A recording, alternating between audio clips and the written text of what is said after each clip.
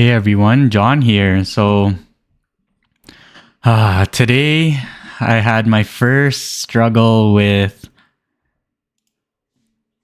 production. But yeah, like I couldn't get OBS Studio to work and my audio was screwed up. So I made an entire like 30-minute video with somehow no audio. But now I know. Now I know I've made like 70 videos and that was the first time ever. So maybe I don't have to worry about that moving forward. But yeah, in today's video, I'm going to be responding to a comment that I got from YouTube. So let me just show you what the comment is. So notifications. By the way, I really appreciate this comment. So the comment is from Adobe6, which is, hey John, randomly came across your channel and your journey a month ago. You're truly an inspiration to keep self-studying Python and data analytics while I'm working towards my business bachelor's. My goal is also to build automatic systems to increase my wealth. Nice. I'm thinking of starting a commentary YouTube channel sharing my thought process during my study hours. Would you say that ChatGPT is good enough to teach you, or would you recommend buying courses? I wouldn't buy a course where you can just watch and not do anything. So what I mean by that is like a free code camp on YouTube, or like not free code camp specifically, but like any tutorial style video where you could just watch somebody write code and then you copy the code into an editor. That's not going to help you much. For sure, you're going to be stuck in tutorial hell. Like, look up what is tutorial hell, and that's what you want to avoid 100%. Would I use ChatGPT or buy a course? I would say for ChatGPT, the really powerful thing about ChatGPT is you're using your editor. So for example here, right? I'm migrating over from Pycharm to VS Code just because I feel like VS Code is way more powerful. Like I've noticed that VS Code, I can use the GitHub Copilot, which I'll showcase later in this video. But I want to use VS Code, and to learn VS Code and all of its shortcuts, you can't learn that really if you're using like a Codecademy, right? So like if you use the prompt that I have in the description, this prompt also includes shortcuts for running code, commenting, uncommenting, debugging, and make sure these tips are mentioned during relevant parts of the course. So if you look through the course, there's like run code shortcut, comment, uncomment, debug, things like that. So it's really great for learning your IDE and practicing writing code within the editor. Yeah, that I would say that that's the main benefit of using ChatGPT. The main benefit of using like a Codecademy is just the depth of learning that you get. So right now I'm doing a couple different courses. I'm 60% of my way through this Learn Python 3 course, and then I did a couple other ones. But I'll show you an example of what's inside the course. So there's like informational content like this, where it gives you learning objective, projects, like an intro, and then it has like very cool detailed information within it. Like one of the cooler things too is everything that you do is within the editor or like within the browser. So you could really just focus on learning and you can get into flow state pretty easily, is what I've noticed. But again, like if you're using this, what I've noticed is for the last 2 or 3 days, I've been using mostly Codecademy. And then when I go back into Pycharm, I get overwhelmed, right? Because like Pycharm itself is like a lot of different things, and knowing it's one thing to know how to code, but it's also another thing to learn to use the tool to code, right? So I think that's a big piece. But yeah, like I would say if you want to learn the editor, or if you want to actually get some muscle memory in, pretty much like playing like practice versus being an in-game situation.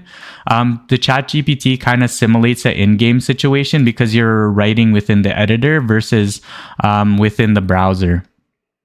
But yeah, like look how detailed these studies are, and you get to try it within like Jupyter Notebook. They have their own terminal too. I'll show you what their terminal looks like. Let me see, introductions. Yeah, there's also quizzes. There's also lessons. But look at these quizzes, right? So you go through the quiz, choose which one's right. So that helps really solidify your learning a lot. And then going through this type of module where like in the middle piece of Codecademy, you write your code, and then on the side is your terminal, right? So like let's say if I hit run on this, I guess okay, let me just print the password generator hello. So let's try this. Oh, what? Invalid syntax.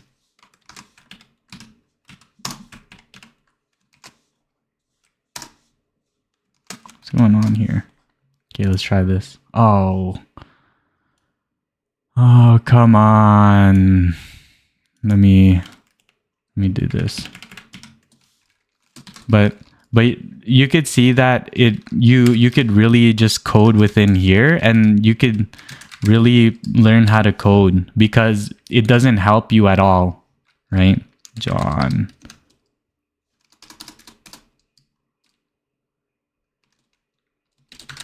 I don't know if this takes in a string.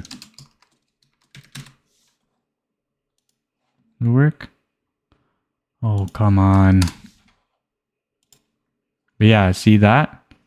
Like you can write code in here, and then it would print out here or whatever you want, right? So you could really learn the concepts but you don't really get to use your editor, which is like that's the negative part of it.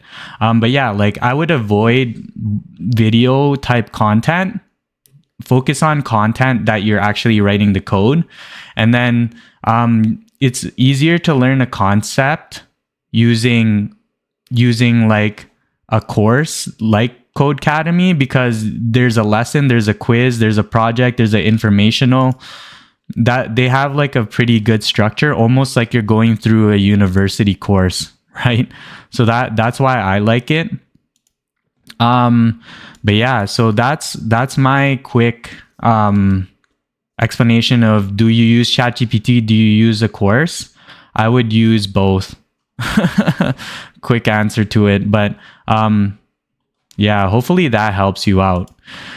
All right.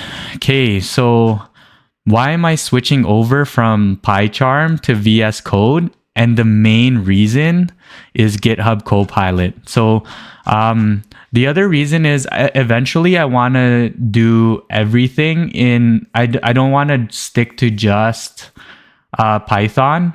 I'll eventually start using SQL to pull some data from databases at work. So I definitely need to learn other coding languages, but I'm pretty sure Pycharm has access to SQL. But I want to probably learn some JavaScript later, some C++ later, and other things like that. So I can't do that within Pycharm. So I might as well just use VS Code now. So when I'm writing like a different language, I still have access to all the shortcuts, and I'm in an environment that I'm familiar with, right? So that's the main reason why I want to do it. The secondary reason, which is almost better than the first reason, is GitHub Copilot. So I started trying it out. I know I said that I was going to start using it on December 1st, but I couldn't help myself after seeing my friend use it. So right now what you're looking at is that's another thing that I'm trying to learn this week is instead of just using like a normal Python file, I'm starting to use a Jupyter notebook instead, just so that like the main benefit of a Jupyter notebook versus like a full Python file, if you're one of the finance people watching my channel, is when you use a Python file, you run the entire code every single time, right? Like if you're running the code every single time, every time you run it, because you're running the entire code, certain parts of the code take longer than other parts of the code. But with Jupyter notebooks, it's kind of like Excel where you can like calculate only certain cells. I don't know if people use that. Like in Excel, when your file gets so big that like if you like have automatic calculations every time you change a cell, it like takes forever to load. You can turn off automatic calculations and then only calculate certain cells. This is basically Jupyter notebook, right? So for example, this box here is one cell, this box here is one cell, and then you go down, this box here is one cell, and this box here is one cell, which is great for me, right? So for example, I want to run just one cell. I hit Shift F10, and then you could see, okay, it took 2 seconds to load that up. And then this cell, Shift F10, you could see how long it takes to load that up. So you could see it right there. Let me zoom in a little bit. All my shortcuts are a little different now, but like you could see, okay, it's loading for almost 10 seconds, right? But I think that's really powerful for me.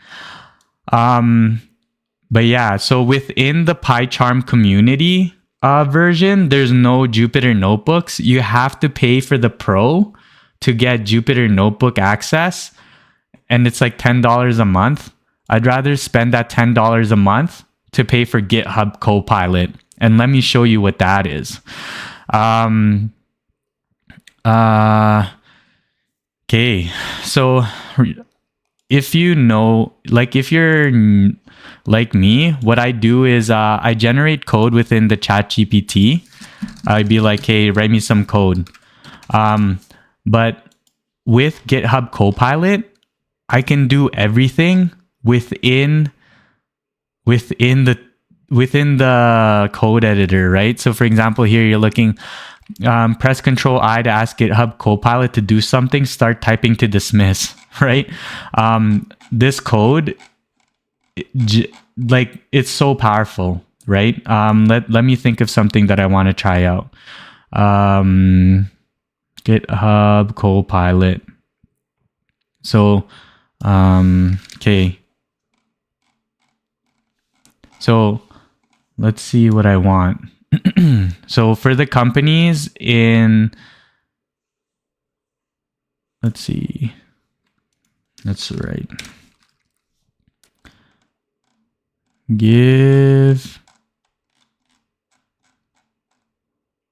Okay, let's look at the gold, right?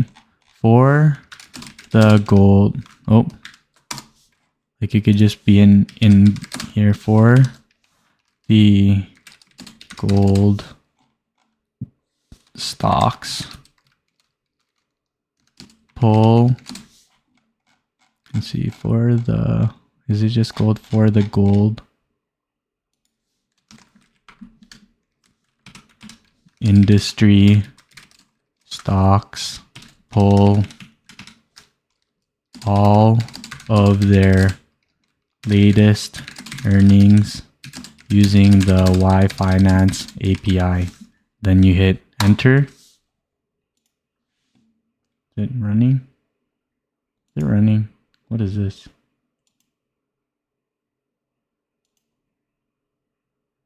Show Copilot status menu. Hold on. Bugs. But let me see if I can run that again. Calculate the find, write code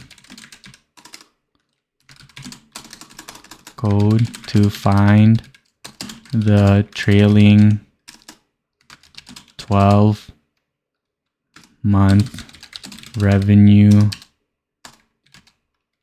of all the stocks in the gold industry.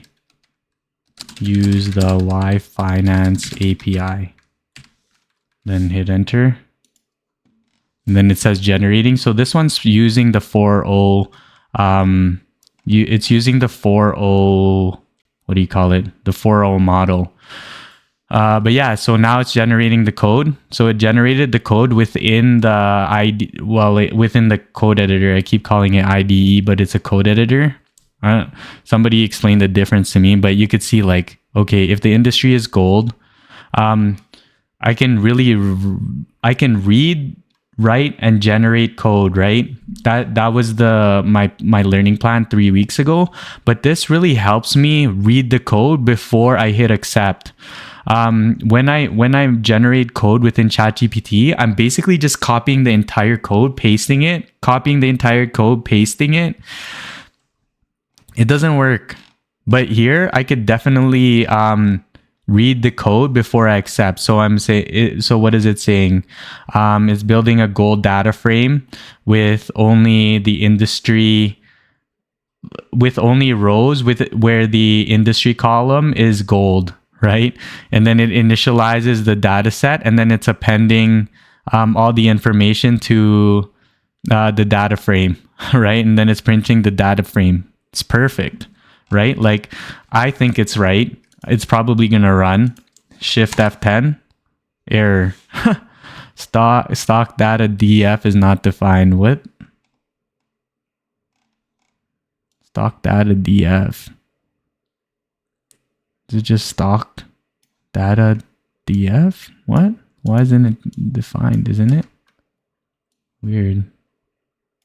Let me see if I could fix that quickly.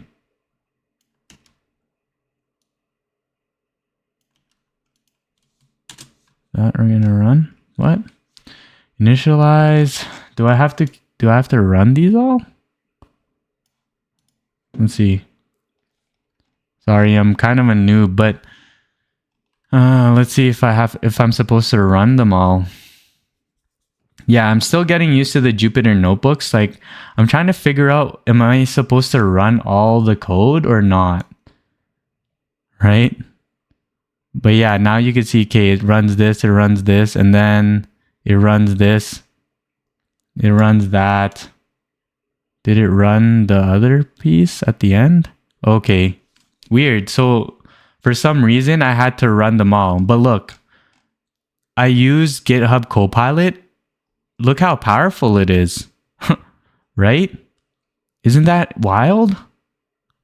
I don't know. I feel like that's pretty awesome.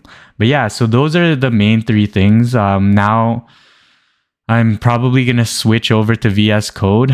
So I'm going to have to go back to the ChatGPT and then try to learn all the shortcuts again. But yeah, I kind of wish I used VS Code right away.